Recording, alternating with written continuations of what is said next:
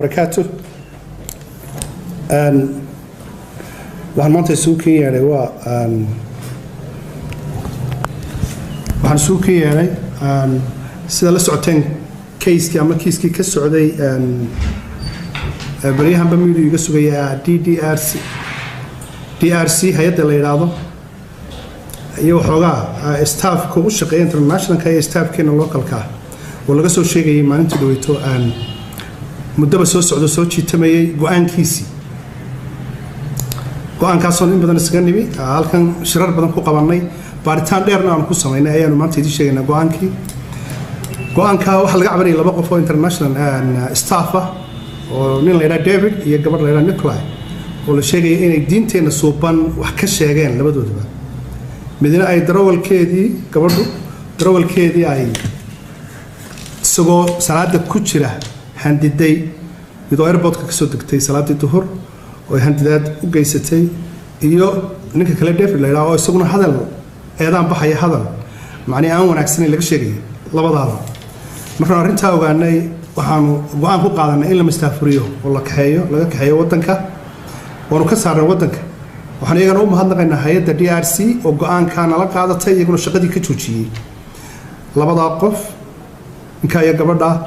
labadaasiba imaka shaqadiina kuma jiraan wadankana ma joogaan go'aan adag baan ka qaadanay cid kasta oo ka hortimaada dastuurkayga qaranka cid kasta oo shuruucda dalka ka hortimaada iyo cid kasta oo diinteeda suuban wax ka sheegta oo u aragno in ay ku gafayaan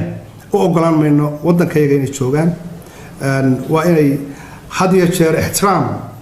iyo wanaag nagula shaqeeyaan iyo wixii dhaqankayaga diinteeda waa inay ixtiraam siiyaan cidan u aragno inay ka soo horjeesteen oo ujeeddo gaar ka leeyihiin ama ay hadallo aan munaasib ahayn ummadayda ku oranayaan ama staffka Somaliland-ka la shaqeeya ku oranayaan arintaas midaan dhageysan karna maaha midaan maqli karna maaha arinta waxaan aad iyo aad ugu amaanayaa sidii fiicneed ay noola qaateen go'aankii aanu qaadanay ka dawlad ahaan ee aan ku mustaafirinay labada qof in iyaguna nala qaateen hay'addii markay ogaadeen inay ka soo baxeen hadalladaas DRC ama DDG labada hay'adood oo imika DDG ay la midowday DRC ay isku mid noqdeen maadaama contract ka dhamaaday waxa la socotaan dawladaha ama Europe waa dawladahan isugu dhowlay dawladda Danish saaxiib dhow iyo gacan saar dhow baan leenahay mashaariic fara badan oo wadanka ay ka wadaan way jiraan oo ka socday ilaa maalintii ay yimaadeen wadanka waxay joogaan in ku dhow 20 sanadood ayay joogaan wadanka waa hay'adihii ugu horeeyay ee waqtigii kala guurka ama aanay cagaha fiican isu taagin in la soo sarfaayay bay ka mid tahay DDG iyo DRC waxay naga mudayeen inaanu ka soo dhaweysano hay'adaha kale runtii hay'adda baaritaan aan ku sameynay DRC waanu tagnay xaruntooda masaajidda ku yaala masaajidkaas mikrofonkii baa saaran eedaanku uu baxaa ma hoos looma eedaamo waa hay'adda kaliya ee masaajid weyn ku leh masaajid wada leeyahay laakiin iyada mikrofonkii baa dusha ka saaran cid kastoo joogta halkaas uu ka baxaa eedaanku laba ta kale aan ku soo aragnay waxa weeye saacadaha salaada 12 barka ilaa 1 barka waxay siiyaan staffkooda muslimka 1 hour break si ay u tukadaan oo cid laga hor yimaado cid loo diiday salaadana ma jirto qof kasta marka ay 12 barka gaadho wuxuu diyaar garooba salaadiisii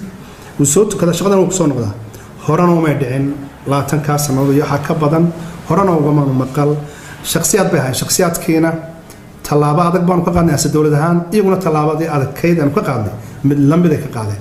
labadii midna shaqada Nairobi kama shaqeeyaan Somaliland kama shaqeeyaan labadiiba shaqadu isaasay ku waayeen hay'adda waa hay'ad runtii xaq badan kula dalkan hadday tahay minasaaristii ay nagala shaqeyn jireen muddada dheer ay wax badan ka soo mareen ama dhibaatooyin fara badan ka soo gaareen waxaanu iyagana leena shaqadiina sii wata wixii hawlaha ka haysan wadanka sana walba wada shaqeynayna baynu wada shaqeynaynaa waxaan ku soo gabagabeynayaa idinka laftiina media haddaad tihiin baryahan dambe wayra waxoogaa arrintaas tashan bay ku keentay dalka oo su'aalo fara badan baa in badan waynu sugaysayna go'aanka qaadano shaqaalihii ay wada shaqeynayeen ee dhibtu ka gaadhayna waanu xalinay arrintoodii shaqaalihii wax dhibaato ma jiro waanu dhex galnay labadii hay'adood markii la isku daray shaqaalihii qayb baa la saaray qaybtaasoo u aragtay in lagu yara macni takoorayo in kiiskan ka dhacay la isku hayay staff in iyaga loo sibir saaray laakiin maaha qaar ka midna way shaqeeyaan qaar ka midna positionadoodii bay waayeen qaar kalena ay taxanay u galeen marka arintii shaqaalaha DDG iyo DRC na waan xalinay iyaduna si fiican u socota idinkana waxaan ka baahanay wixii wanaagsan fidiya wixii laakiin qaladeed dalkeena ku qaldam ama ku agaf anaguna yeelmayno idinkuna yeelmaysaan laakiin arinta fiican u baafiya wixii dambana waan ka wada soconaynaa haddii la yiraahdo tan waxay u noqonaysaa digniin iyo warning bay u noqon doontaa qof kasta oo aan ahayn Somalilander oo yimaado wadankan inuu shuruucda iyo diinta iyo dhaqanka soo baran leeyahay inuu ixtiraam gaar u sameeyo. Wassalaamu calaykum warahmatullahi